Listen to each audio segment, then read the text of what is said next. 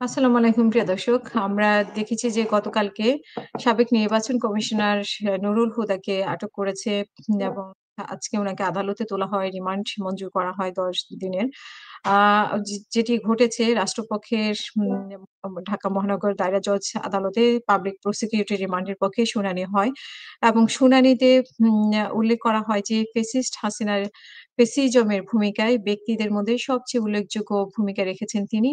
পরে জনগণের হাতে ধরা পড়েন এবং জনগণের মৌলিক অধিকার বাঁচার অধিকার, ভোটের অধিকার হনন করেন। জনতা তাকে আটক করে পুলিশের কাছে তুলে দেয় এবং ফুলের মালা দেয়। আসলে ফুলের মালা দেয় না কি দেয় সেটা তো আমরা দেখেছি।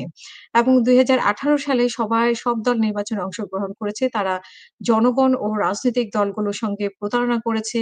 এমনটাই কোর্টে উল্লেখ করা হয় এবং জনগণের ভোটের অধিকার কেড়ে নিয়েছে। নির্বাচনের সময় কমিশন, ডিসি, ইউএনের অর্ডার দিয়ে রাতে ভোট করিয়েছে। দিনের ভোট রাতে করার জন্য টাকা দেওয়া হয়েছে, বিরিয়ানি খাওয়ানো হয়েছে এবং সে বলছে জনগণ ভোট দিয়েছে।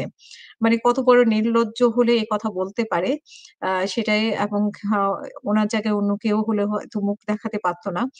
যাই হোক এখানে আসামি পক্ষের অ্যাডভোকেট তৌহিদুল ইসলাম সজীব নুরুল হুদা রিমান্ড বাতিল করে এবং জামিন চেয়েছেন। এখানে উল্লেখ করার মতো যে আসামি পক্ষের এই আইনজীবী শুনানিতে আরো বলেন যে যেসব ধারায় অভিযোগ আনা হয়েছে তা আমাদের বিরুদ্ধে যায় না এবং এই মামলা আইনগতভাবেই চলেই না।